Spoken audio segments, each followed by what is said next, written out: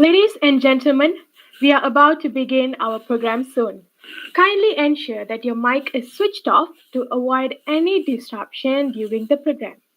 You are also encouraged to turn your cameras on throughout the program. Thank you.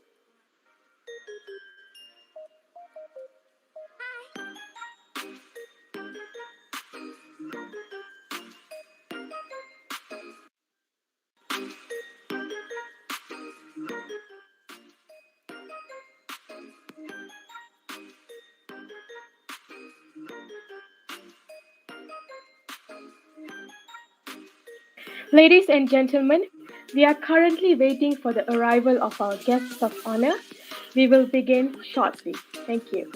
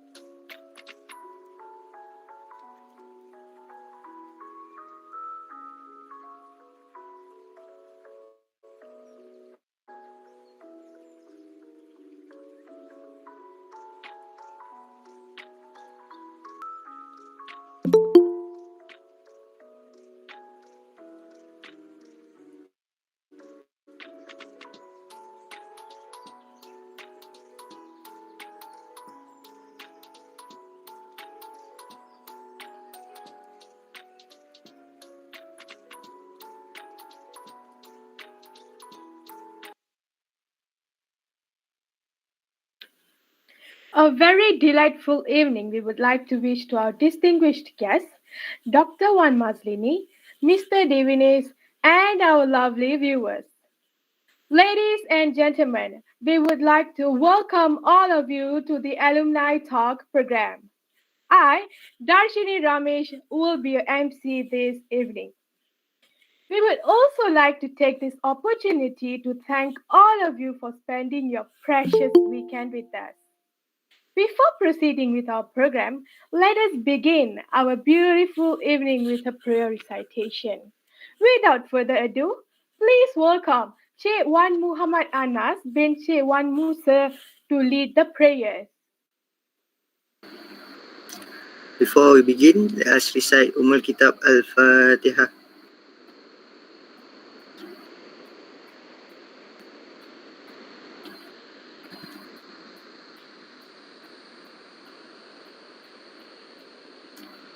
Bismillahirrahmanirrahim. Alhamdulillahi Rabbil Alamin. Hamdan yuafi ni'amahu wa yukafi'u mazidah. Ya Rabbana lakal hamdu kama yanbaghi li jala wajhikal karimi wal azimil sultanik. Allahumma salli wa sallim ala Sayyidina Muhammadin salatan tunjina biha min jami'il ahwal wal afat wa taqdi lana biha jami'al hajat wa tutahhiruna biha min jami'is sayyiat wa tarfa'una biha indaka a'lad darajat wa tuballighuna biha aqsal rayat min jami'il khairat ajma'in. Ya Allah ya Rahim, praise be to God, the Lord of the world. Peace and blessing be upon our Prophet Muhammad sallallahu alaihi wasallam and his companion, and for those who follow his example till the judgment day. Allahumma ya Allah, on this blessed night, in conjunction with the Alumni Talk, we beseech thee and are grateful towards you in favor of all the infinite blessing to us, your humble servant, to live in safe and prosperous life. We seek your blessing for a flawless progress of this event from the beginning till the end. Roti Hasan Aziz, Ya Ghaffar, Ya Rabbal Alameen. Wa sallallahu wa sallim ala Sayyidina Muhammad wa ala alihi wa sahbihi ajma'in. Walhamdulillahi Rabbil Alameen. Amin. Thank you to Wan Muhammad Anas for leading the prayer recitation. It is in our greatest hope that not only will our evening be showered with blessings, but also for the ceremony to run smoothly. Ladies and gentlemen, before we continue this event, let's first sing the Cemerlang Bersama song. Kepada seluruh warga UPSI untuk memastikan kita mencapai bintang. Kita kena bersatu, kita kena bersama untuk memastikan kita semua cemerlang bersama.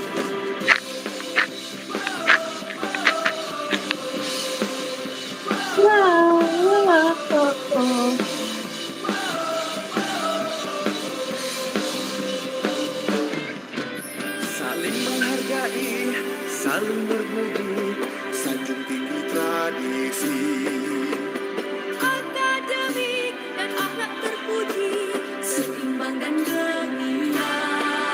Engkau dan aku maka berpadu, mewarna cipta yang sama. Genggamlah tanganku, lakukanlah segera.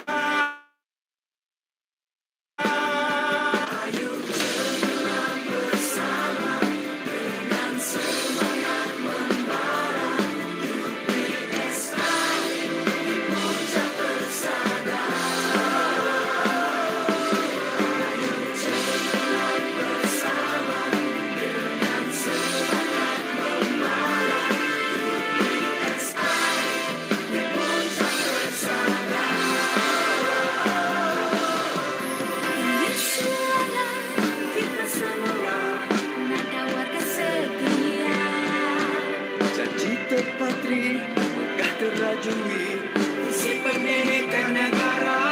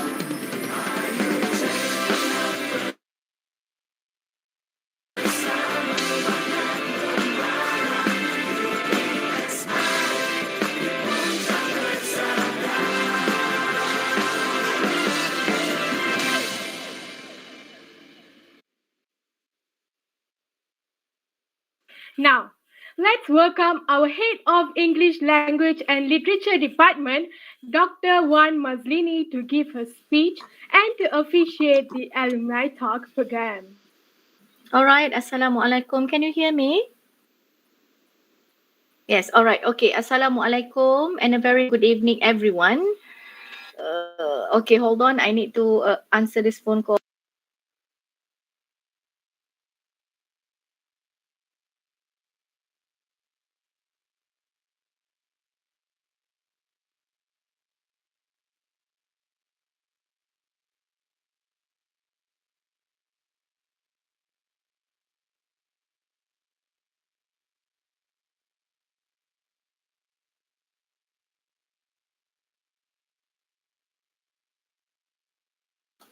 All right, sorry about that. Okay, again.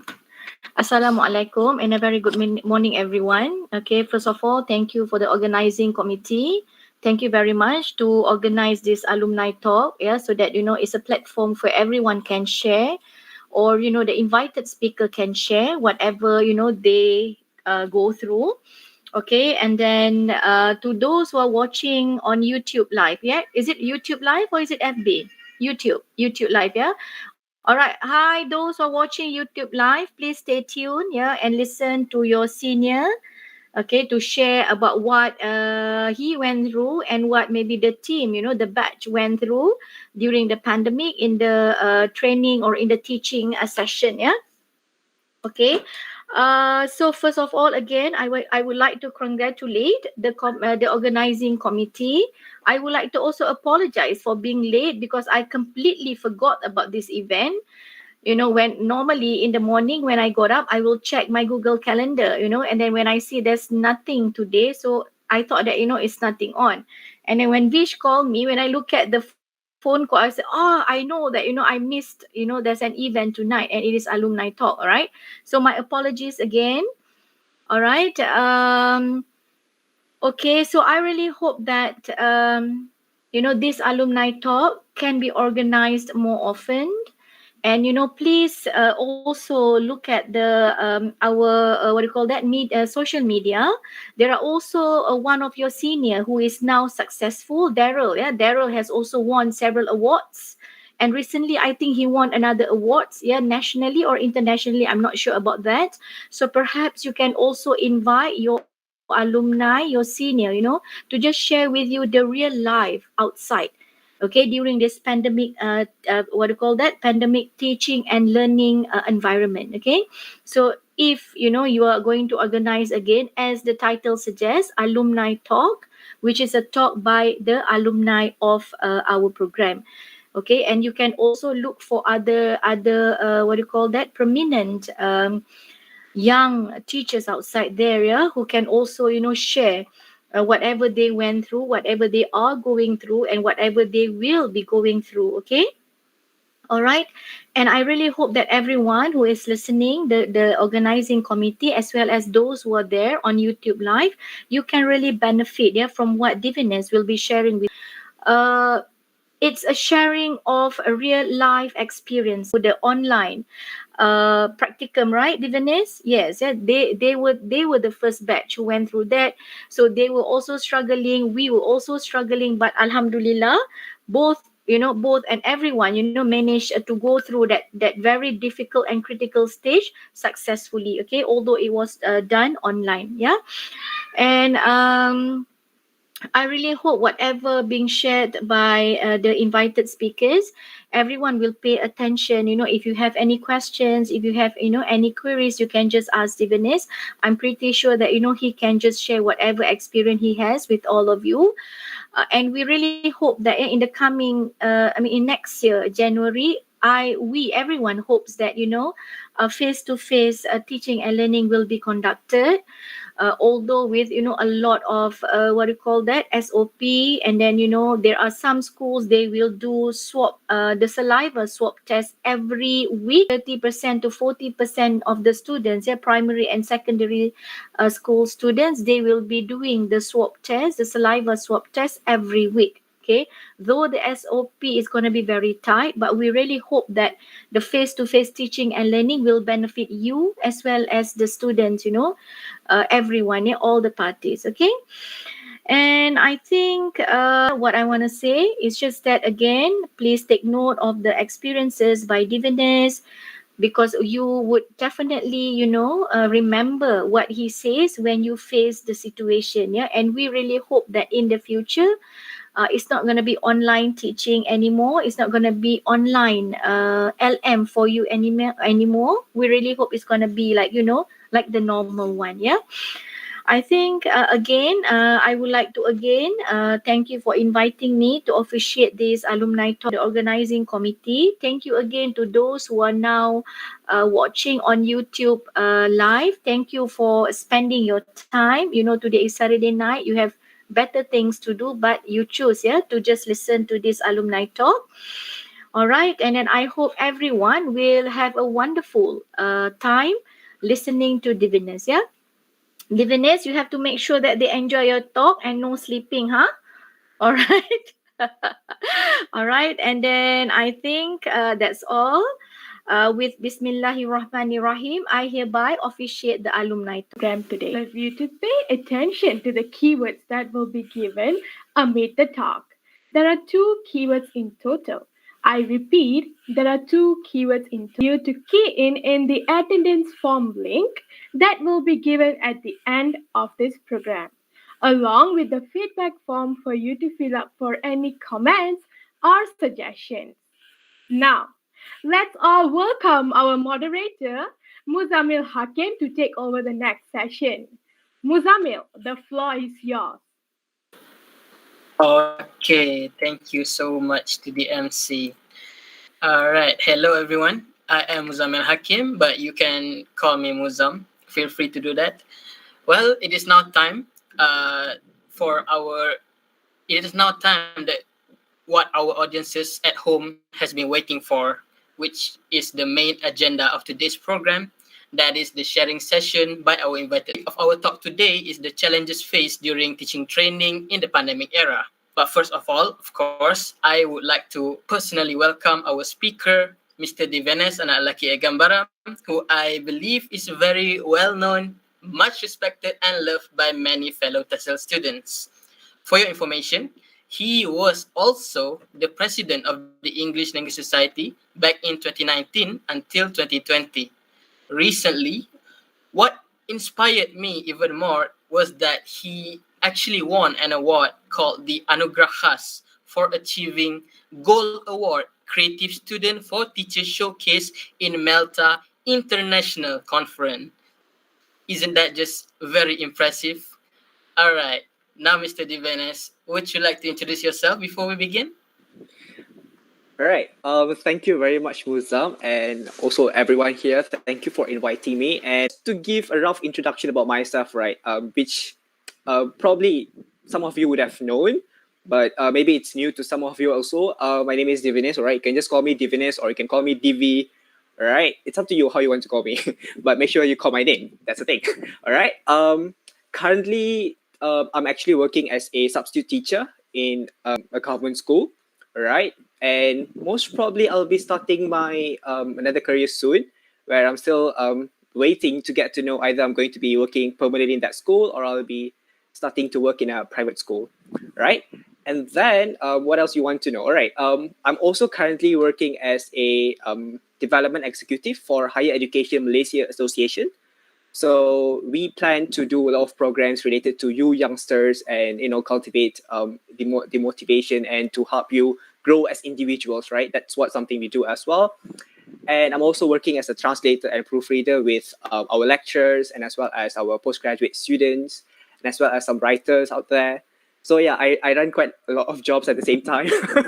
Okay, so yeah, I think that would be a short introduction about myself. Yeah, Musa, back to you. Okay, thank you. Is it okay if I refer to you as Divi? Yes, sure, no worries. Okay, that is really nice. So yeah, if you guys weren't convinced by what I said earlier, there you go. He has a lot of things going on in his life as a working adult now, I would say. Right. Okay, so without further ado, can we jump straight into the first question, Divi? That Yeah. be okay? Sure. Okay. All right. So it's only right to begin our first question, I would say, since it is about your experience on teaching training, right? So I believe it's only right that we begin with if you can share some of the challenges that you yourself have faced during your time of teaching training. Okay, right. Now let's talk about the challenges, huh? Okay, directly jumping to the main part. Right. So when we talk about the challenges, right, of course, you have to remember that we are now in a total different era. And as we speak about ourselves, we also have to remember that the students are also going through this. It's not sure, no doubt, even when you are attending lectures, you have, things that you like and things that you dislike, right? And the same things would happen to the students, right? So one of the major things you have to do when you are in that phase is that you have to attract your students to attend the class itself, right? And that will be the major issue that you will definitely face. right? And you have to remember these students have been learning now that they've been going through online learning, right? So you have to remember they are done. They're literally done just as much as you are done with learning online, right? So what will be your ways to help them feel that there's always a way for them to learn? What are you going to do with that? So that's something that you have that you think they have, okay? And I believe this will normally happen to people who will be conducting your teaching practice in Sabah, Sarawak, or even in Kelantan, Terengganu, and you won't be surprised if I tell you that even in Selangor or in Kuala Lumpur, people would still have this issue, right? Some students don't even have the basic gadget to attend classes. So what are you going to do with them? Of course, if you ask your teachers, they have their ways. But are you going to follow that ways, given that you know that way is not really helping your students? So that's something that you have to think about as well. And of course, you have to also remember that you're going to ask yourself, why do I have to do this? I'm just doing teaching practice. I just want to get things through. That's it. But you have to remember, there are students there waiting for you. You are teaching students.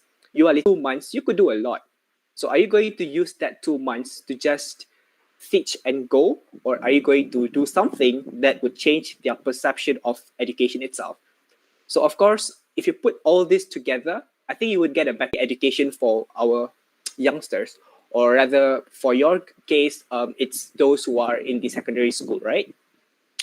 So yeah, I think I'm giving you sort of like a rough picture, but I'm not going to tell you exactly what are the challenges because I think you would already know by now what are the challenges. It's almost the same thing as what you are going through as students, right? But you just have to remember that you at least have the gadget, and like it or not, you have to attend the class. If you don't, you're going to get barred, and you have to repeat, and you're going to pay more. But for students at schools, what is the option they have? What are the motivations they have?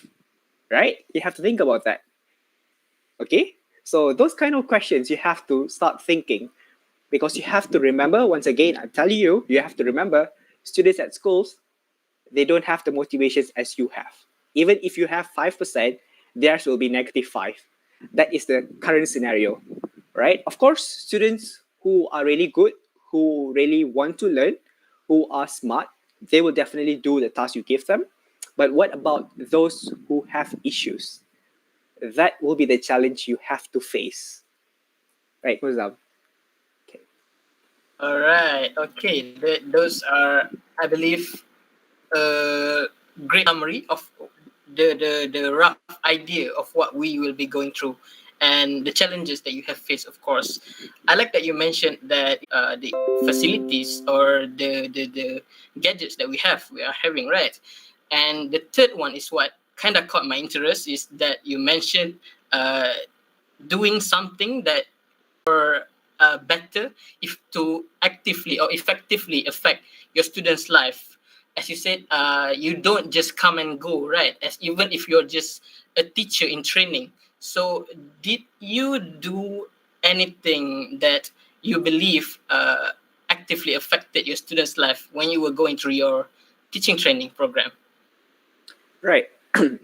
um, okay, I'll just explain to you, all right? Then you be the judge whether it was effective. So, right. So during my teaching practice, I would say it was kind of better because we get to experience both worlds. It means that we also had probably about 1.5 month of teaching physically, right? But of course, even when you are teaching physically, it's totally different as compared to what you normally or what you have gone through as students before as well, right? So let's talk about teaching online. Okay, so when I started teaching online, and it was quite still new, right? So the students were still trying to figure out, and we didn't really have a lot of system as what we have now. You know, if you know, we have a lot of system at the moment. We have the PDPR, and then the dilemma is very, the dilemma account for teachers. It's well developed, so you have everything there, and the teachers can just explore, and then even Google Meet, yeah, attendance things, and then you can do breakout rooms, a lot of things at the moment you have. But back then, we didn't have any of this. So as teachers, you have to do something creative for your students, and you have to also consider using different platforms for your students, because if you're just going to teach them every single day using Google Meet, you have to remember you're not only They are not only attending English class, right? They also have other classes. And for you in university, your classes, at least you have some hours or gaps in between. But for them, no such thing, right? If they have class of 5 days, maybe one or two, sometimes even three. So you have to remember, their status, right? So yeah, so in that case, friends. So this is something that I did with my batchmates, right? Where we actually gathered all sorts of information, platforms that we can use, and then the games, things like this and that, and then we gathered everything in one Padlet, right? So we shared information and things that we could do in our classrooms. So maybe, for example, when I was doing then I did a game, then I shared that with my friends. So you are forming a community of practice over there, right? So you have to remember, when you are teaching, right, you're not just teaching as you are in a batch, right? You're not fighting between your friends, who will get the highest mark. No such thing, right? You have to remember, you are now teachers. So as teachers, you have to have this perception that you need to share with your teachers, your colleagues, right? Sure, as well, you have the Kahoot quizzes, right? But then we also have Lookout, right, which is more interesting. And then you also have other platforms. And then if you were to explore further, then you would come to know about Minecraft for education. And of course, students at schools, they love Minecraft. They play Minecraft. Like you play PUBG, you play Mobile Legends. At schools, they play Minecraft. So there's also an education version of that. So what I did in my lesson is that I brought in that Minecraft and I used to teach language, particularly literature. Because why literature is that when I ask my students, they say literature is boring, right? And I'm sure, if you go to any school and you ask, every student will say the same thing. And even if I ask you, is literature your minor that you like? I'm sure some of you will be like, I'm just doing it because I have to do, right? Things like that, right? So yeah, you have to find ways to make it interesting. Of course, you have to also remember you have a syllabus to follow. But then when it comes to literature, the syllabus is different now, right? You're no longer really analyzing in terms of all the poetic devices. It's no longer than that. It's more to um, enjoying the work itself, right? So what I did is that I assigned them, right, a short story. They read the short story, and then in groups they will build the scenes on Minecraft. So that's something that they enjoy, right? Because it's something they do, right? Building things, making different sceneries on Minecraft. So when I told them they read the story and transform that into a visual, they loved it, right? And I noticed that students who actually didn't turn up to classes, suddenly they are there. They're there doing the work. So how does that happen? Right? So this is something that you have to think about as well, right? As teachers, be creative. Don't limit yourself. Okay, and you also have to remember is that there are also students who don't have gadgets, right? And do your needs analysis in that case, right? Before you start your teaching practice, you can ask your teachers first, the teacher who taught the students before, the status of the class. If even the teacher is not really sure, then you do your needs analysis, right? I'm sure you know what's needs analysis, right? So you do that with your students, get to know what are the things they like, what are the things they are missing, if they have gadgets, if they are just relying on a handphone and sharing with their siblings, or how is that status at their home. So when you know all this, then you can do something about it, right? So if you know your students, let's say you have 20 students in your class, 15 of them, they don't have the access to internet. Are you going to do Google Meet for them? Obviously no, right? There's no point of doing it. You have to do something else. So you can do a module for them. And that's something that I did as well, right? I designed module and then I just distributed to them before they go into the PTPR, right? So every day, what they do is that they will just they'll just do the task. And then when they come to school, they will just give and we will discuss the answers, things that they have done, what could have done better, things like that. So in that sense, you can see that the students are still learning, but in that sense, they are learning at their own time, right? So they become independent learners. And that's something that you can do as well. And of course, there are other ways for you to explore, all right? Given that I'm sure you have more ideas, right? So go and explore your ideas. Don't just limit yourself, right? And of course, some teachers, they record themselves doing lessons and then they upload onto YouTube, right? And then they let their students to watch. You can do the same thing.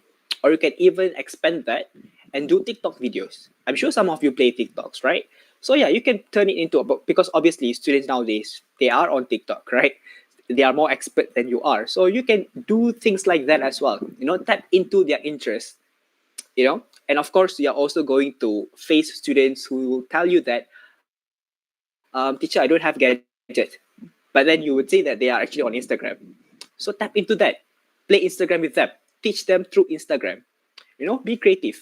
All right, don't just limit yourself to textbooks. All right, we are now changing our ways of learning. All right, so yeah, that's something that you could do, and that's something that I did as well. All right, tap into what your students like, and I think that would be the best way for you to teach during this pandemic era. And even now, given that the students have returned to school, right, it's totally different. Right, even though they say that we are now going back to normal, but in terms of education, I personally don't feel that we will go back to such thing as normal. Right, we're going to face a lot of differences in terms of students attitudes, the way we teach. Given that all the SOP, even students, you can't even do a group work in classroom at the moment. Yeah, okay, because I'm teaching at the moment, right? So I'm sharing with you, you can't even do group activities with your students. So things are like that. I'm sure you would only face this during your exam, where you have your individual tables, then you have to sit at a table, right? And then only during your recess you get to move out of your table. Things like that. That's exactly what they're going through now, every day. And the students are now separated into two groups. They have rotation system, so only group A will attend this week, then the next week group B will attend, and then they will take turns in such ways. So there are a lot of changes happening. All right, so given that maybe in 3 or 4 years, all this are going to change their perception of learning. So as teacher, what are you going to do with them? Are you going to walk into the classroom as practical teachers and destroy completely the little amount of motivation they have? Or are you going to be the one nurturing that interest? You're going to bring back that interest in them. Which one are you going to be? That's up to you. Back to you, Muzamil. All right. So I think hands down, it's you asked me earlier, right, to make my own judgment on if you did better your students' education. I would say, right. I think it's clear that it definitely helps them actively affecting their life, their student life. Needs analysis. What was it that you said? Needs analysis. There was also TikToks, right? Minecraft for education was one that really piqued my interest, and I would like to just take a second. Can we all just take a second to compliment how Divi and his batchmates? I believe you guys were the Tesla Lions, right? How yeah, I would like to just compliment how proactive you and your batchmates were at gathering ideas on Padlets, right? Since every single one of you goes through different experiences and gathered multiple different materials and gathering all those together in one platform. I believe that is what creates the results that Divi and his successful batchmates got as a result. All right. So I think those were some effective, and I would even say kind of rare approach of overcoming the challenges that you mentioned earlier. Right. Okay. So you mentioned that we might not have go back to our normal as before, right? Earlier. But if it's not for the pandemic that happened, how do you think these challenges would probably have differed in terms of maybe if you were to have face-to-face classes during your teaching training? Right. I think if you didn't have the pandemic itself, right, I think the challenges will be slightly something that you are prepared for, because right from your first semester until up till your fourth semester, right, you are basically being trained on how you should teach, what are the things you should do, how you should walk into your classroom, how you should teach. So basically, all the information are there with you, right?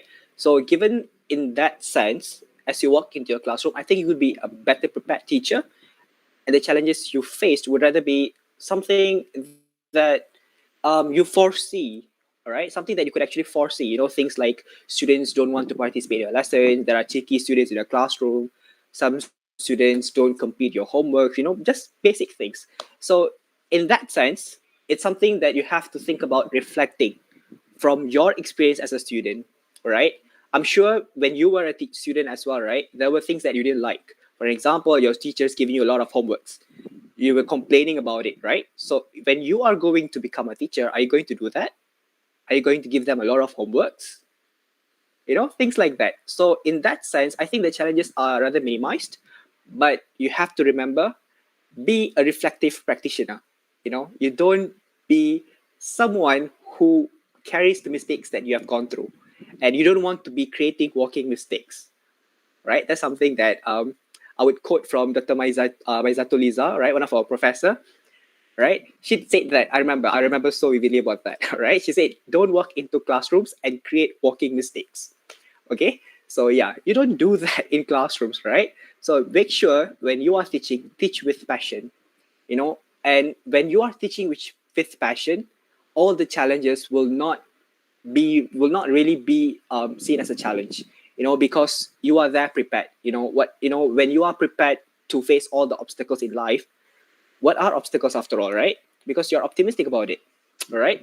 So in terms of challenges, I think the challenges, like I said, would rather be something that you could actually foresee, and most probably, even if given in my case, I think most probably the problem will be, trying to engage with students physically. I think that's also a challenge, because I got to teach Form 4 and Form 2 students, right? So, there's a total two different phases there. Form 2 students are still there, like, hey, I'm just, out of primary school, still happy, merry-go-round.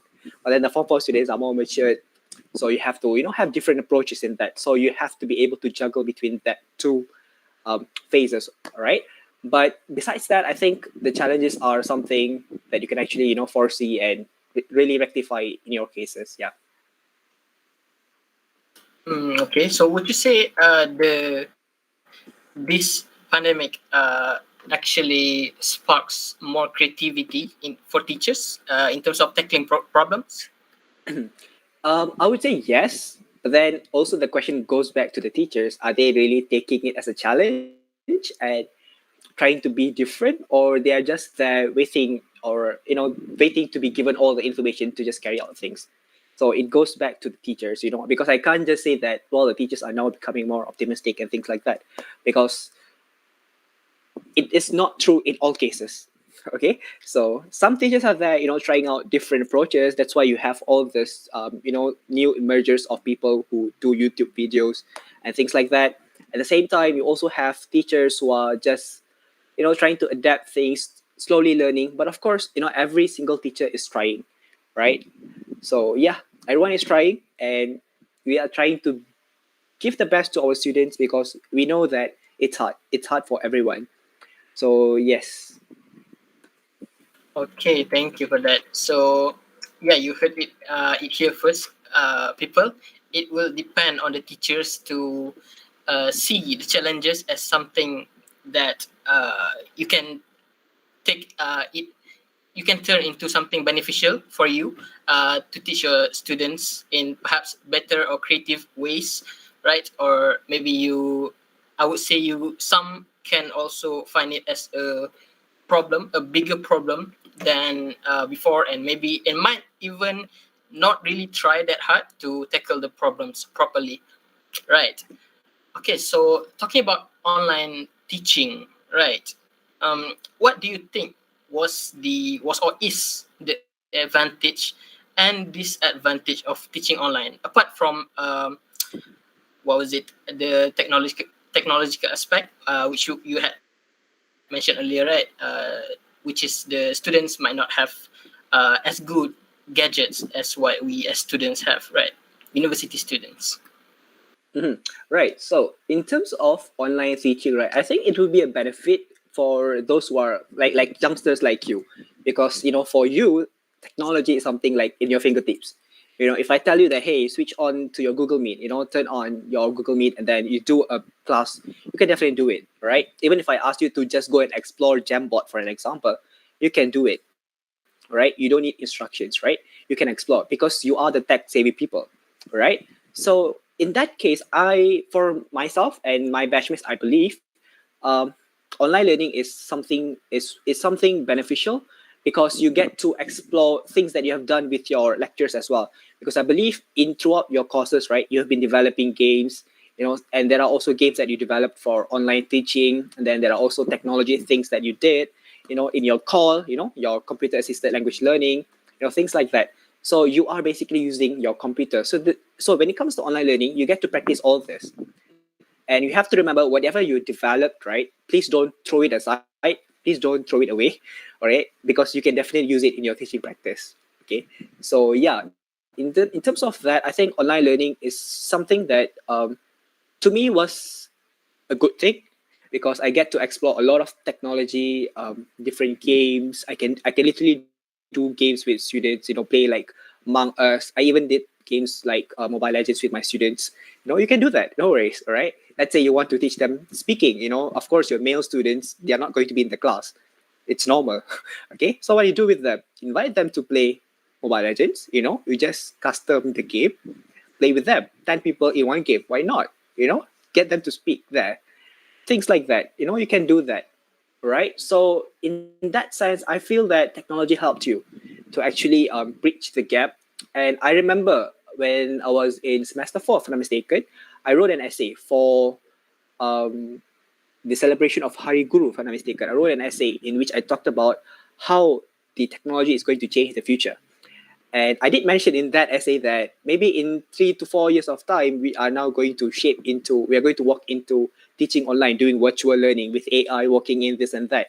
And who knows, here we are with the pandemic walking in first and forcing us to be teaching online, right? So yeah, to me, technology is definitely beneficial. And of course, when we talk about the disadvantages, um, definitely, like previously I mentioned, students, gadgets, that's the most biggest problem that you would face.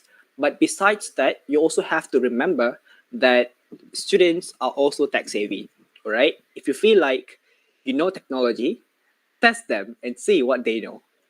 Just give them, perhaps you ask them to design a poster, and you wouldn't believe me, some of my students were able to use Photoshop.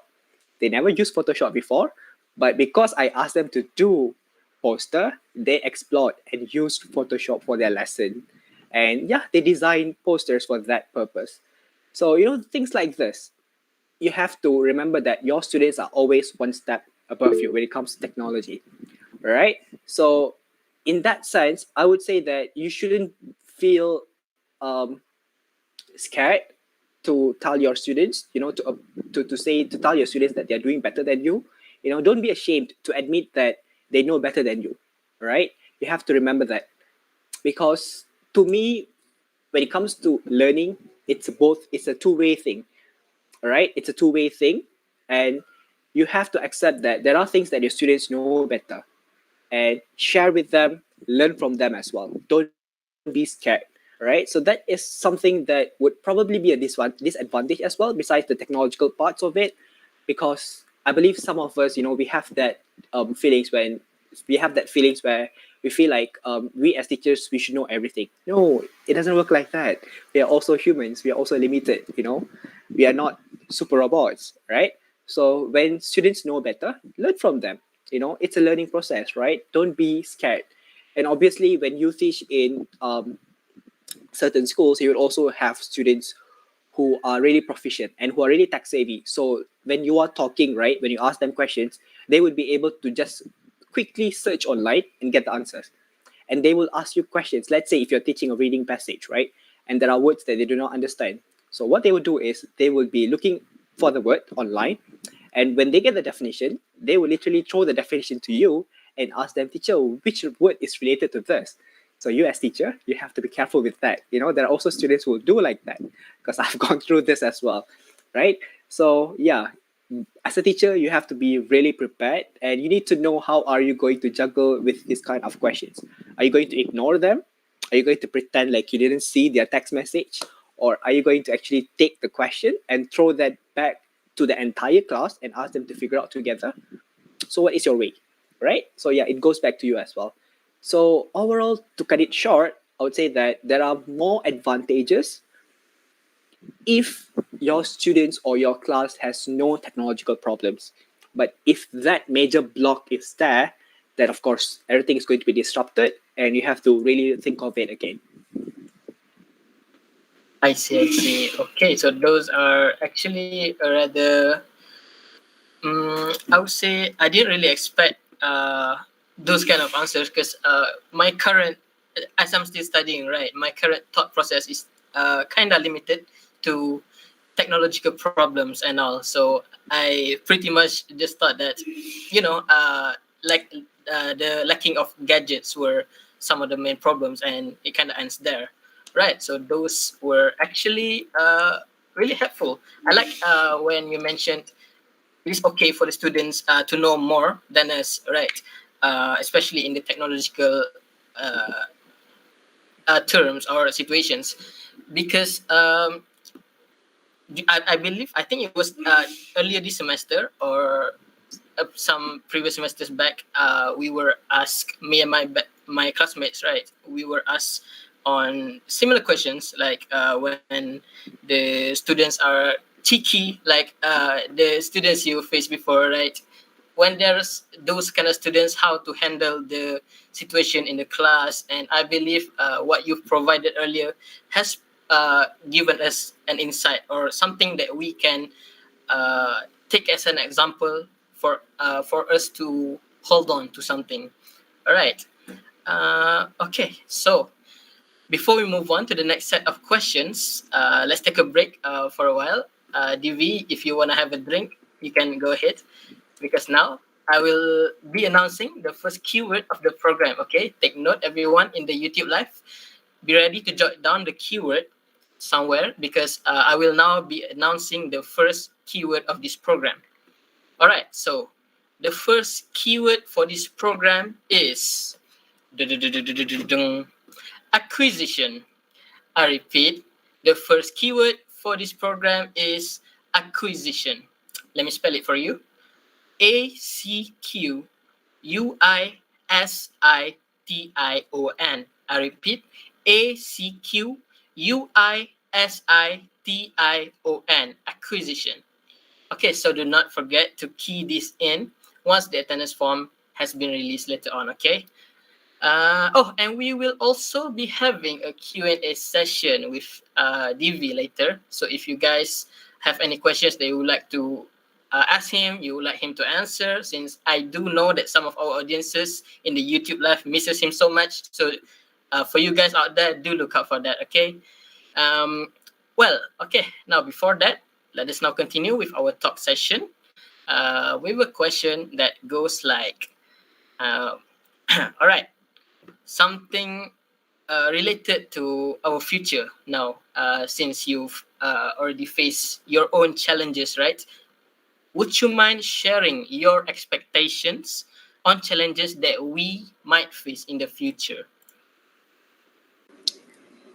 Okay. So like I mentioned previously as well, right? So at the moment, the education, right, for primary secondary school and as well as primary school students, it's a bit different, right? We are going through a new phase where we have this system called rotation system, right? In Malay we say penggiliran, right? So we have this happening at the school at the moment.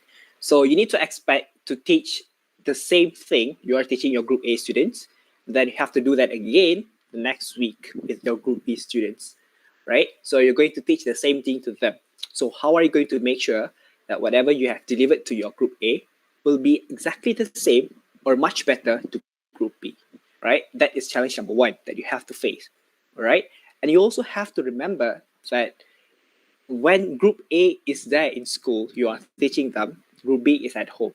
So you also have to give them work, right? So you have to assign them tasks that they can do during their free time or during the class hour, right? Because you have to remember that both groups are important to you, right?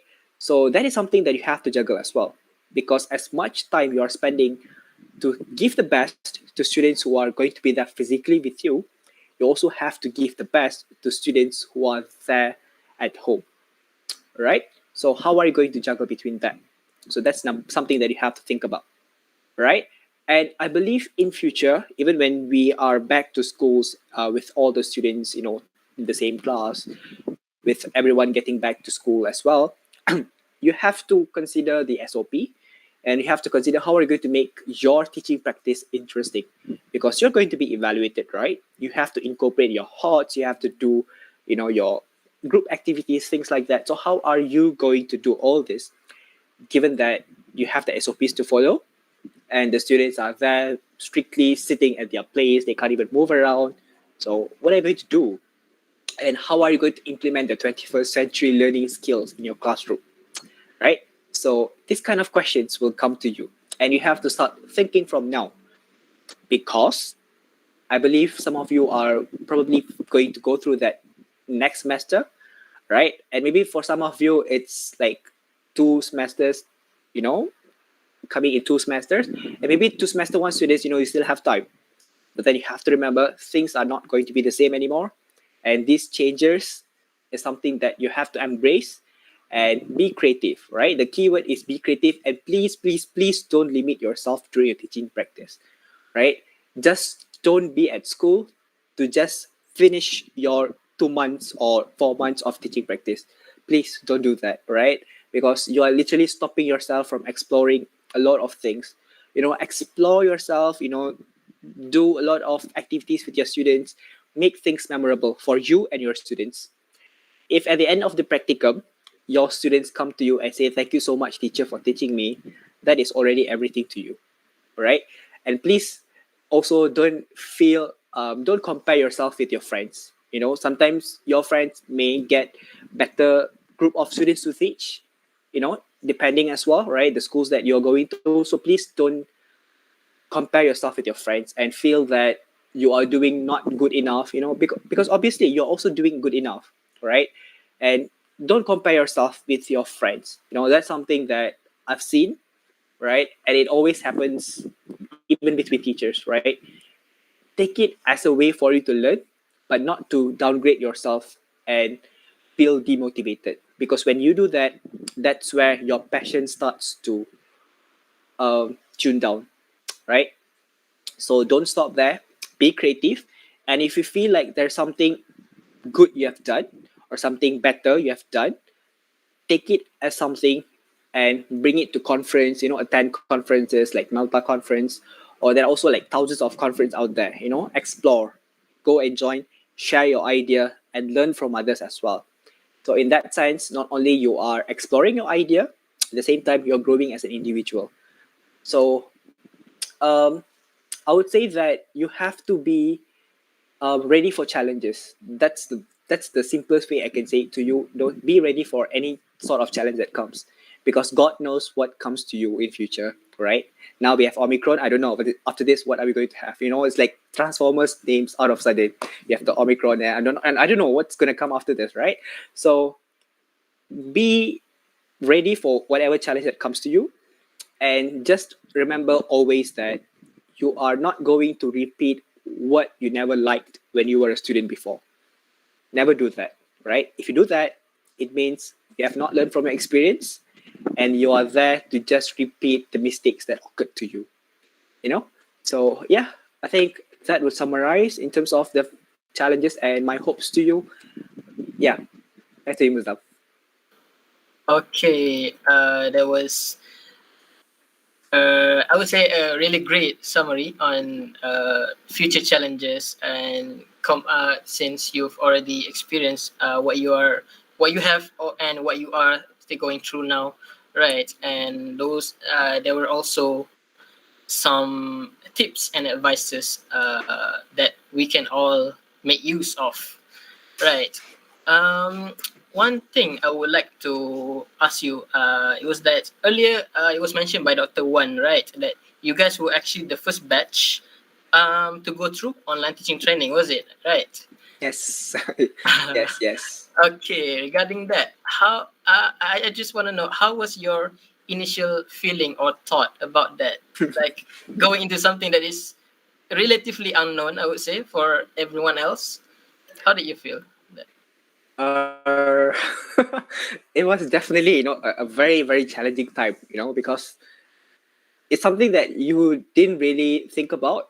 And at the same time, at schools, teachers were just starting the online teaching, so they're basically just starting to explore things, right? So when you just walk into schools, you are there also adding more burden to them, right? So you feel pressured, like, what am I going to do? Things like that. And in that sense, right, I felt that it was really hard at the first time, because you don't even know your students, right? They were all online, and of course, when it comes to online learning, it's going to be exactly what you do in your lectures. No cameras turned on, no microphone. It's only the teachers there with the camera and microphone talking. You are there either listening or you are sleeping, or maybe it's just your phone doing it. Never knew, right? So the same thing would happen to you, right? Karma, ambil kau.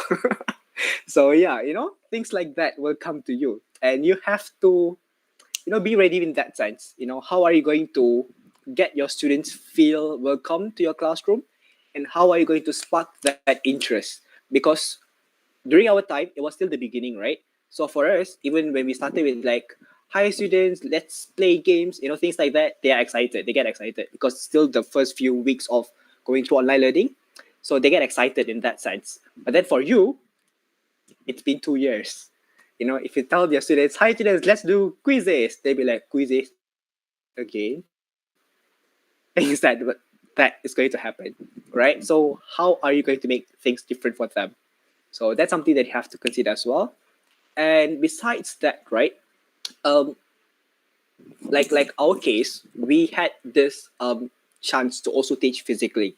So after for about 1.5 months of teaching online, we went to physical classroom, and that lasted, I think, about 3 weeks. Then it was back to online again. So in that 3 weeks, that's where we really get to build that rapid with your students. And of course, given that situation, some parents don't even send their children to school. They are scared of the COVID situation as well. So you have to, consider on how are you going to teach them. And in my case, I felt that I need to teach. Even though they are not there in school, I still have to do something with them. I didn't want to abandon them just because they are not in school. So I decided to give them modules, and then I decided to give them tasks through WhatsApp, because that's the simplest way you can actually connect with your students, right? So I did that with my students. So later, sooner or later, then they start coming to schools. Then yeah, they get excited, right? So I think in that sense, you have to tune down your expectations, right? Don't have a lot of expectations. Like when you walk into your schools, you want to do this, do that with your students, then your students will be appreciating you. Tune that down. Start from the basics. Okay, walk into the school first, see what's the environment like, and then you decide what you want to do with them. Don't have a lot of expectations. And if you're returning to your former schools, right, you have to remember your teachers are there, right? They will be the judge. Okay, so give them an environment that they feel welcome to learn. And I think that's the most important thing when it comes to learning. And in language classrooms, of course, the effective filter is definitely high. So if you're teaching perhaps the lower proficient students, don't expect them to be speaking in the first class. Even in cases like you ask them, where do you live? Of course, when you ask them where do you live, you expect them to answer, where they live, right? But some students will just look at your face and they will just keep on looking at you, because really they don't understand. Even as simple as where do you live, they don't understand. And that's something that I am going through now when I'm working as a substitute teacher, right? So when I ask them where do you live, they just look at my face. So I have to, paraphrase myself. I'll ask them, where is your house? And they will still look at your face. So you have to do something. Use your fingers, show them where is your house. Is it there or is it behind? Then they will tell you. All right. So don't try to. I would say don't try to be very bombastic with your students. Know their levels first, right? So if you know that your students struggle understanding you, you don't go and speak fast with them as well. You have to tune down. I can't be speaking like the way I'm speaking right now. I have to really tune down, speak slowly, one by one with them, and do a lot of things. And of course, another thing you have to remember: when you are young and you walk into your school, your expectation is higher. All right. Of course, the principal will be expecting a lot from you. So in that sense, know your limit as well, right? Don't just commit to whatever you are being tasked to do, right? Know your limits as what you can do and what you cannot do, right? Because you have the rights to say yes and to say no, right? Discuss with the principal or the teachers, right? Don't just be there say yes to everything, because at the end of the day, you are the one going to suffer, right? So know what you can do and what you cannot do, and discuss with your teachers. If there's something you do not understand, talk to your teachers, talk to your mentor, talk to your lecturer, right? Ask them for suggestions, feedbacks, because this is your learning process, right? So don't limit yourself, right? And yeah, just remember, be always nice to your students, and they will definitely love you because you're young, you're vibrant. Unless you talk like a grandpa, then they wouldn't like you. Okay, so yeah, be there as a young teacher who will nurture their interest. Don't be there as a grandpa who's going to further kill their interest. Right? Yeah, back to Musa. Okay, okay. Lesson learned. Do not be a grandpa teaching your teachers when you're still young. That is okay. So keep your expectation low, know your limit, but never stop exploring new things. Is what I can conclude from what Devin has mentioned. But before moving to the Q&A session, I would like to know just one more thing. You mentioned earlier on when students do not understand what you are talking about, right? Do you sometimes do code switching to Malay language, perhaps? I do, definitely. Definitely that happens, all right? Code switching definitely happens. But then the problem is when you are teaching a group of students whose first language is not Malay, and it's also not English, and in my case, it's not even Tamil. So how are you going to teach them, right? How are you going to translate that to them, right? So that's where it comes, your skills of using your hands, your fingers, your gestures. You can use also, you have your mobiles always with you, right? Just Google, show to them what you're asking about. If you're asking them where's the house, just show a picture of house, show to them and say where. Then they'll tell you, oh, house, teacher, that teacher. They will talk, do something like that. And in the worst case scenario, use the Google Translate, right? And then you play the audio to them. You can do that, right? Because you have to remember, not every student will be able to speak the language, right? But of course, you can't do that always. Okay, you have to limit that as well, because you have to remember, in language classroom, especially in English language classroom, if you don't practice the language, there's no way they're going to learn the language, right? Language comes with practice. So you also have to give them some leeways, at the same time push them to practice. But of course, you don't push them in a rough way, but give them some fun activities to do, things that will actually spark interest in them. As simple as singing songs.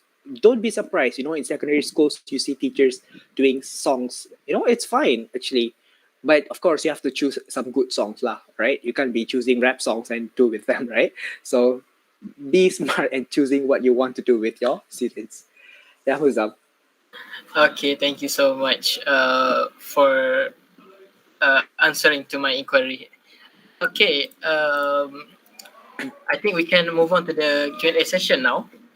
So for the participants, if you guys have any questions for Mr. Jimenez here, do not be shy to write them in the question form that we have provided. I will try to read. I'm sorry, as much as I can for DB here. Okay.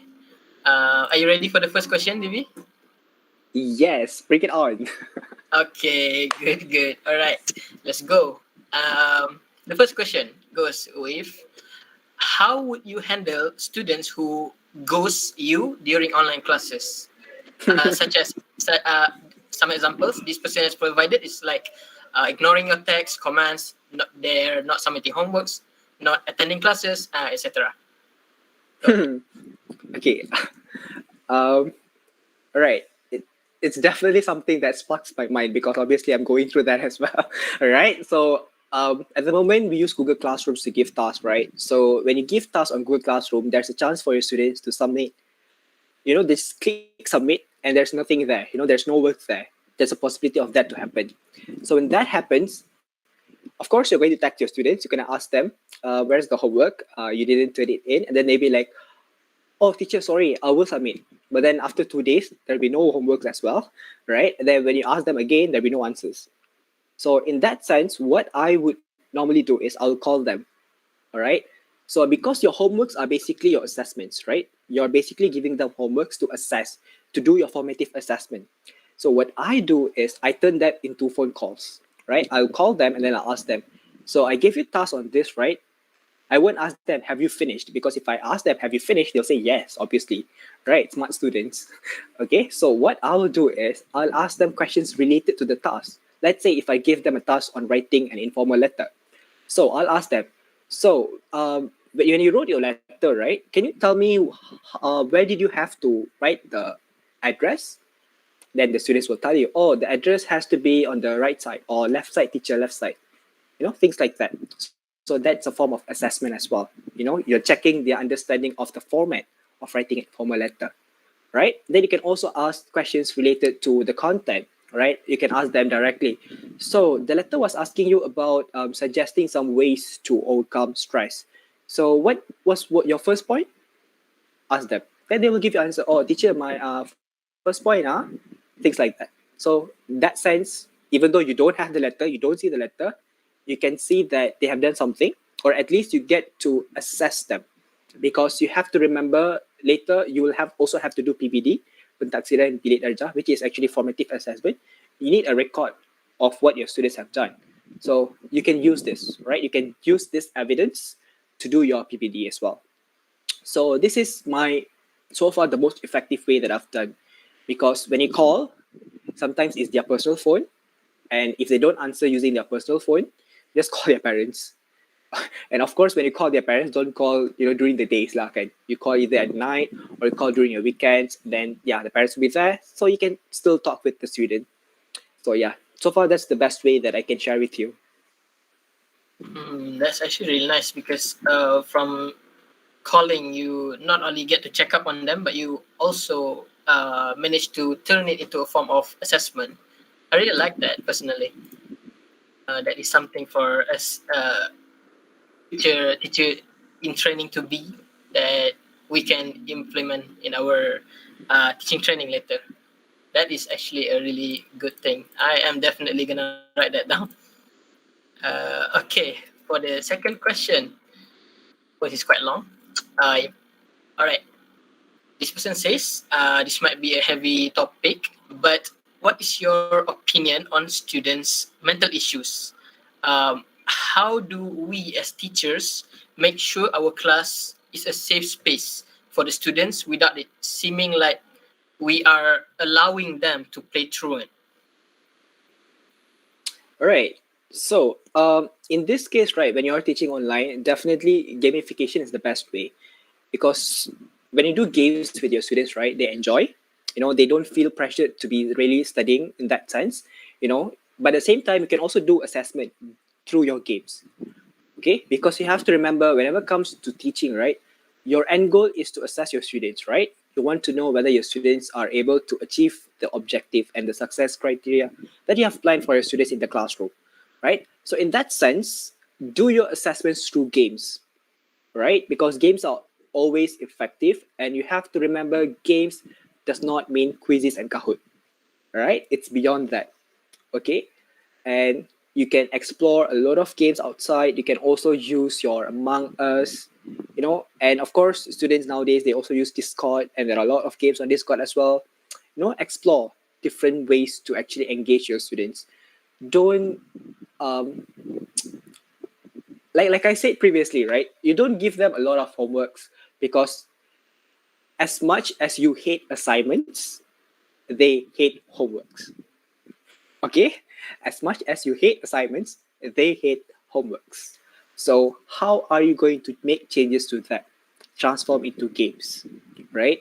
Of course, there are things that you cannot avoid, like writing skills, right? When you want them to write like a message or something, obviously, it's kind of hard for you to turn into games. But also, you can make it interesting. Like, for example, if you're teaching them to write a short communicative message, replying to an email.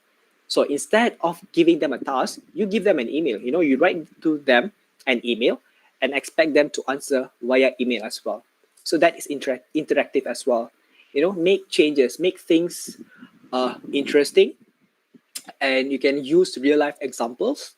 And let's say if you want them to do some commentings and things like that, you can use Instagram, Facebook, explore things that are available to you. And please, please, please don't limit yourself to just Google Meet, Kahoot, quizzes, live worksheets. Explore, because that's the 2 months for you to really explore yourself. So yeah, don't limit yourself. Okay, I hope that answers the question for the person who asked. And third question is a rather short one. Any tips on handling burnout issues? What do you think about that? Okay, if you're going to be there teaching for 2 months, it's kind of a short period, right? So even though you would feel pressured sometimes because you don't see your students at all coming to your class and things like that, try to talk to your friends. Okay, I would say that's why I mentioned previously that you need a community of practice. Okay, when I say community of practice, it's basically you and your batchmates, right? And I'm sure you have your own set of circle. All right. So something that I used to do when we were actually doing our teaching practice is that we would sometimes just do a Google Meet session just between us, and we will just talk around, not about how we teach, but just talk random things, because that's also a form of exercising your opinion, and letting your mind feel free, right? So I have my group of friends that I do with them. Okay. So, and in that sense also, sometimes we explore new games. Let's say if you found that we have a new game, so we explore together on the platform. We play with ourselves and see how things work. you know so that's actually one of the way for you to reduce the burnout issues, because obviously the burnout issue starts happening when you don't know what to do, right? When you don't know what to do, that's where you start feeling pressured and you feel like you want to give up, things like that. So if you feel that, always talk around with your friends and find someone to talk to, right? And of course, sometimes when you want to talk to your supervisor or you want to talk to your teacher, right, you feel a bit stressed or you feel a bit scared to approach them, right? So that's where your friends are, right? And sometimes you feel like you don't even have friends. I know some people, they feel that they don't have friends in university. So in that sense, talk to your friends from school, right? I'm sure you still have someone around you, right? So you talk to them. And the worst case scenario, you just talk to your students. Just ask them what they want to do, how they want to learn, because when they share with you, that will be something that you can reflect on. And it will tell you that there are actually students who care for you as well. If there are students who are willing to attend your classes, they are willing to participate in your lessons, it means the students care for you as much as you care for them. So take that as a plus point and turn it into a motivation during your teaching practice. Okay, so mainly have a community of practice, as what you said, right? With your circle of friends or with anyone that you are comfortable with.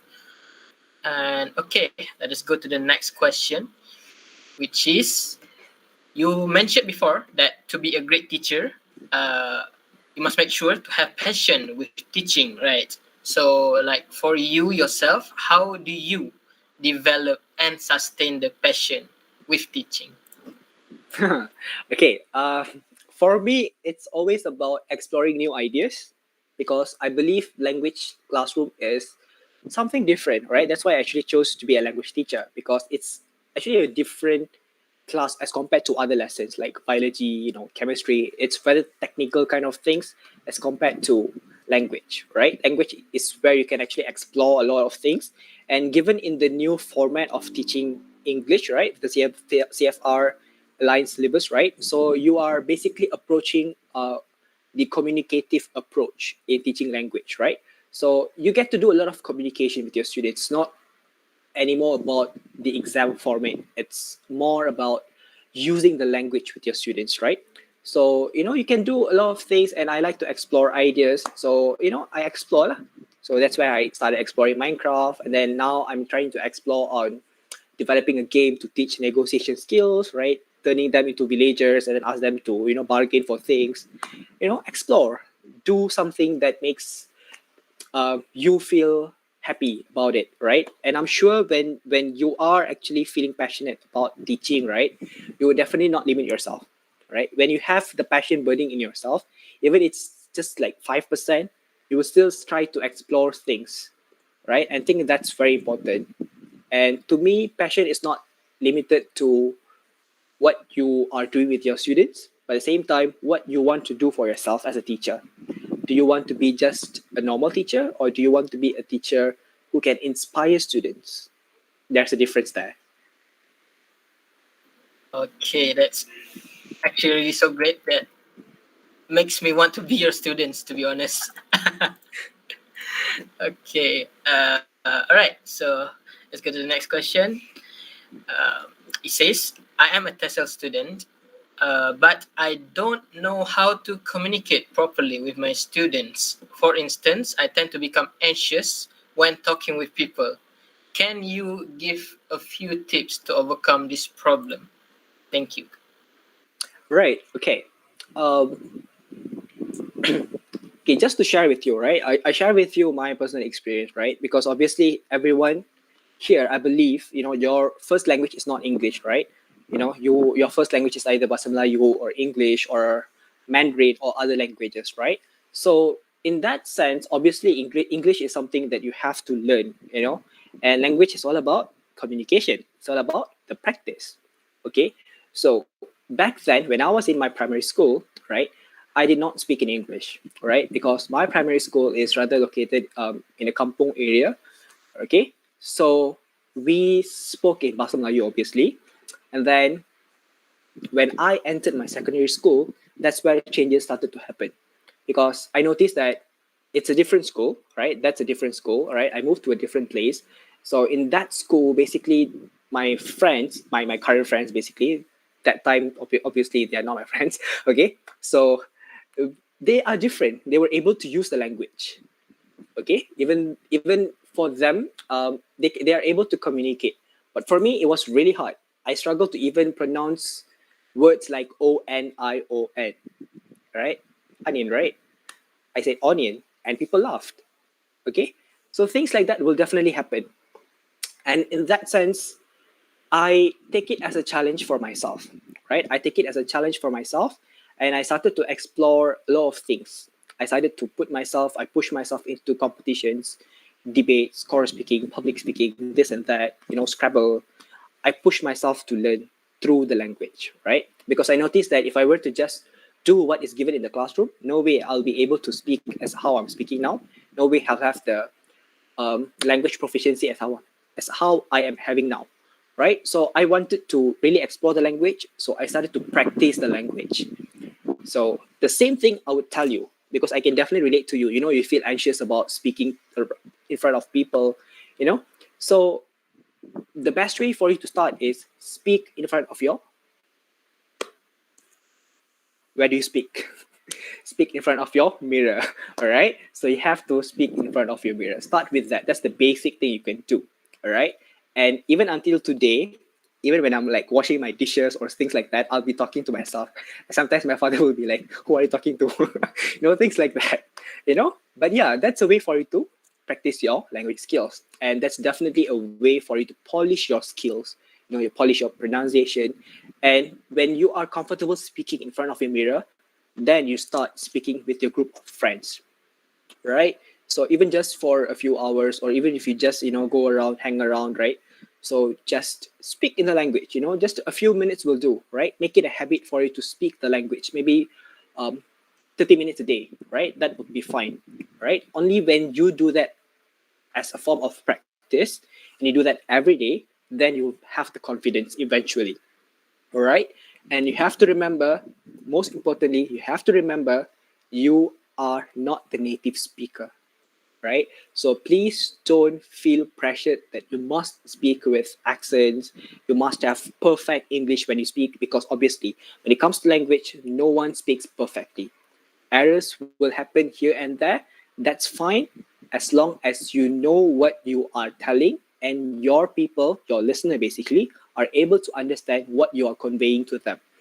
In that sense, communication thick. Therefore, your language is okay. All right. So yeah, just remember that. Okay, thank you so much for the answer. I hope this person is able to practice with his perhaps circle of friends, or maybe even like me. Not gonna lie, I talk to myself every day actually in English. No shame, but yeah, kind of weird.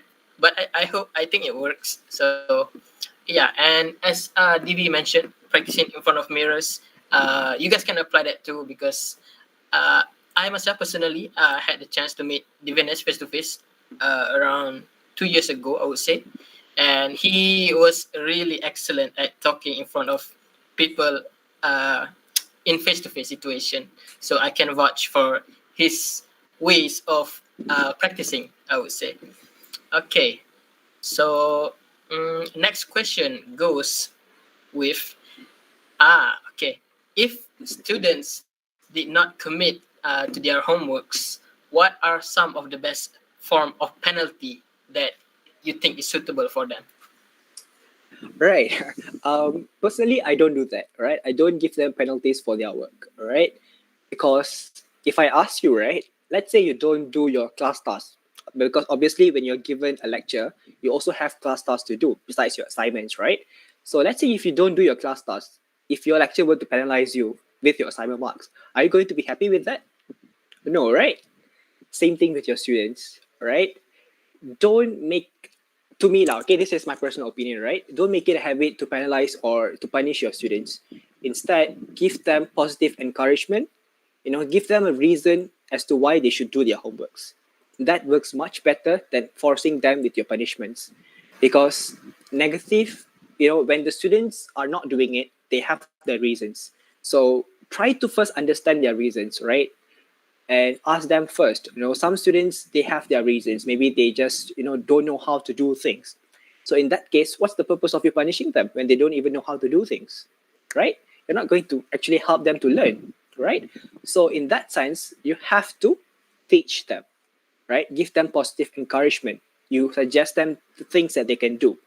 Ask them, it's okay, you can actually WhatsApp me if you don't understand, then we can talk about it, right? Or you can tell them, or if you don't understand, you can go to this website. There are example of essays you can refer to, and then you can write based on that. Or you just give them simple tasks, ask them to maybe just fill in the blanks, or just do some corrections with spelling mistakes, things like that, because that's still a form of learning, right? So start with something basic. But to me, punishment in classroom is definitely a no thing. Even if your students are in the worst shape, right? I still believe that you can transform them into a positive person. So obviously, when you have something negative, if you throw more negative things onto them, it's not going to get better, right? If you have something negative, throw something positive onto them, then you'll see a positive outcome. So that's basically my perception and practice. Okay, so you would prefer not to give any form of punishment at all to the students, right? Um, yeah, of course, we as students, even when we are back in our high school, secondary schools, right, we would not like to be punished as well. So I'm completely with you on this, although some might perhaps have different views on this, of course. Okay, so next question. This will be question number 7, I believe. How do you manage to divide your time in making plans as a teacher and making plans as a normal human being? Uh, I would say that you should know your limit, right? The most important thing is that you know your limit, all right? So when you know your limit, then you would know where's the time for you to break things through. Okay, for an example, for me, I would try to minimize my school works during school hours, right? Because at the moment I am teaching in the afternoon session, right? So normally I would go a bit early to the school. So let's say if I have work like books to mark or things like that, then I will do in that time. So when I come home, then I focus on other things that I have to do, which is translating, and then the association that I'm working with, right? So yeah, that's how I differentiate my time. But of course, there will be sometimes where you need to bring your task from school to home, right? That's where you normally have like examination, then you have a lot of papers to mark. So in that sense, I would bring my work to home, then I'll do. But then, of course, you should know where's your limit. All right. If you feel that you have done enough for the day, just give it a stop and do something that makes you relax and calm down. And then if you feel like you want to continue with things, then yeah, proceed with that. But most importantly is for you to have a schedule, right? And you should have your plans appropriate accordingly. Like in my case, my schedule is rather set in every morning. So every morning when I wake up, then I have my thoughts. Okay, this is what I want to do first, and then the next thing I want to do this, I want to do that. Right? That's one thing that I will follow, rather than doing plans prior to like 2 to 3 days, because normally that doesn't happen to me. It doesn't work for me. So my plan is always like the day itself. I'll plan out things. But yeah, to answer on that, once again, I'll say that separate the task, know what is your priority, because you have to remember when you are in teaching line, right? Your job is definitely endless. You have a lot of things to do. Okay, so use every single minute that you have to do the things that you will need to do, right? Even as simple as doing reports of attendance, do it as the moment, as even if you have 5 minutes of time, you can actually finish it within the 5 minutes of time, right? You just have to know what you want to do and do it. Don't sit there thinking about what you want to do and end up doing nothing. That's the worst case of doing things, right?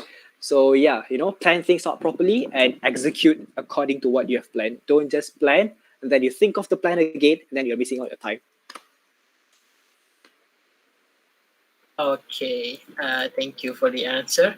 And all right, we have one more question. Okay, one final question, which is, what do you find most frustrating about teaching? Uh, What do you find most frustrating about teaching? Right. I think it will be probably it will be the expectations that you have, right? When sometimes when you are in school, right, you have a lot of expectations on you, right? So when you have a lot of expectations, the other works that you have to do besides teaching, so that's where you start feeling drained. You feel drained about doing things, because you know that you are there to teach your students, but at the same time there are also other things, your co-curriculum activities, then you have to do reports of this, have to do this and that, all sorts of things around the school, right? So in that sense, it might drag you down, but for me, I take it as a challenge, and I always prioritize teaching, right? I always prioritize my students before any other works, because at the end of the day, whatever you're doing besides teaching, right, it is also for your students, right? So what's the point of doing all the other things when you're not even teaching properly? So I prioritize teaching first, and when I feel happy about that, when I feel happy about my lessons, then I proceed with other things. So in that sense, I reduce um, the feel of frustration, right? And at the same time, I also like to talk with my colleagues, right? Let's say if I'm given a task to do, right? And then I don't feel like it's really important at the moment to do, then I'll just talk to the colleagues. Or sometimes I just talk straight to the person who gave me the task, you know? Because you have to remember you also always have the rights to exercise your freedom. Okay? So don't, like, that's why I told you previously as well, right? Don't, just say yes to everything that you're assigned to. I'm not telling you to be a rebel, but I'm telling you to practice your freedom, right? There's huge difference between that, okay? Don't misquote me and think that, oh, Divi told me to be rebel. So when I go to school, if teacher give me tasks, then I don't do. I say, no, I cannot do. Not that way, right? But know what you can do, right? Know your limits. Yeah. okay, so that is all the time we have for the question and answers session. Thank you so much, Divi, for the answers provided, and I hope the audiences have their questions answered and are satisfied with the answer, or at least it can help you guys on whatever you are worried about. Okay, so now since that was the last question for the session, we before we end this sharing session, would you, Divi, like to add anything or perhaps any last words with us or to the audiences at home? Um, yeah, basically to everyone watching, right? And basically to those who are going to start your teaching practice, And those who want to really pursue, the teaching line, right? Start to think of your identity, seek for your identity as a teacher, right? You have to remember that as a teacher, you have a lot of jobs to do. So, in that sense, what do you want to be as a teacher? Do you want to be a teacher who just does all the tasks given to you? Or do you want to do a teacher who will do the tasks at the same time, inspire students? Or do you want to be a teacher who will take the task and transform things around you as well? And at the same time, you can also make your students feel motivated to learn. You have to seek for your identity as a teacher. And then take your teaching practice as a platform for you to explore your ideas and to test out whether you actually love the teaching line or there's something that you would want to work on. All right, take it as a platform for you to do that. And for those who don't have the heart to teach, because I'm sure there are also students who actually are not into teaching, but then you are here just to study TESOL. So in that sense, take this as a platform for you to learn as well. All right, because you never know what comes to you after your teaching practice. Because I do have friends who told me prior to teaching practice that they don't like teaching, but after teaching practice, they started to see a change in themselves. They started loving the job because they love the students, right? So think of that and seek for your identity as a teacher. And most importantly, be creative, be bold, and be yourself. Wow, that was really inspiring. Not gonna lie. Okay, that is the end of our Q&A session, which also sadly marks the end of our session with Mr. Divenes or Divi. But for the audiences at home, do not leave just yet because I will now be announcing the second keyword of the program. All right, I repeat, I will now be announcing the second keyword of the program. Now, the second keyword is educationist. I repeat, the second keyword of this program is educationist. EDUCATIONIST. Educationist. Okay, so do hold on to this keyword along with the one announced earlier, as the attendance link will be released very, very soon. Thus ends my part as today's moderator. I would like to apologize if there were any inconveniences or anything wrong that I've said um, along my job, doing my work as a moderator for this session. So that is all from me. I will be signing out. So now I'm passing back the floor to you, Darshini. All right. Wow, that was a great session.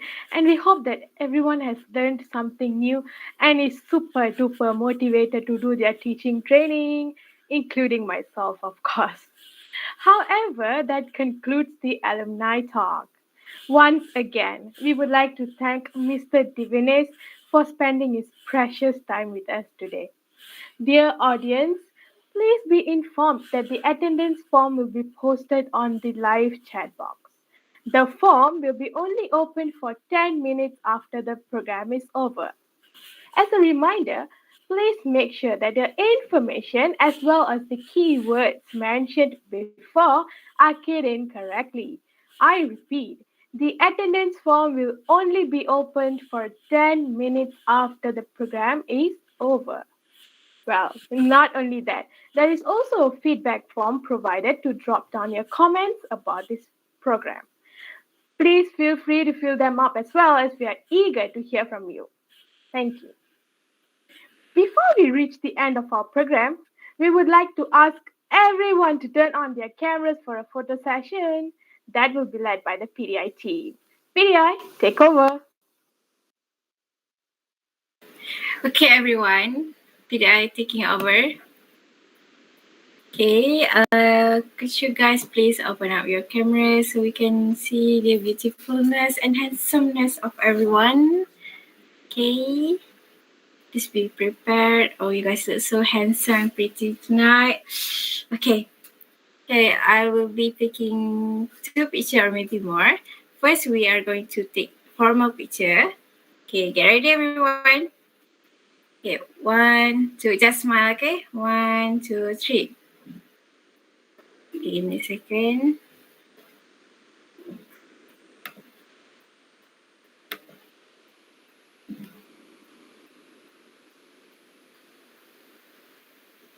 Okay, another one we will be taking informal picture, so we can okay, just do editing in proper style, okay?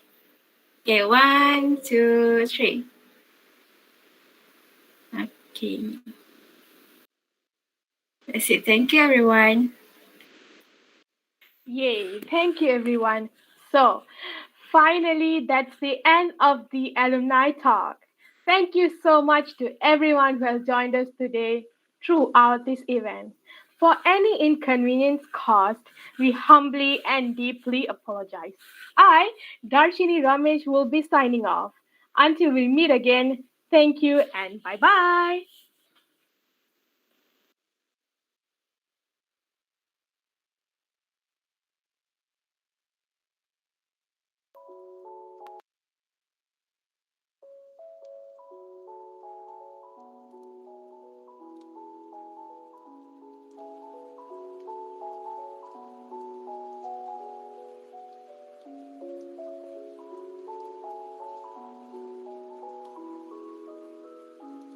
Thank you, Doctor.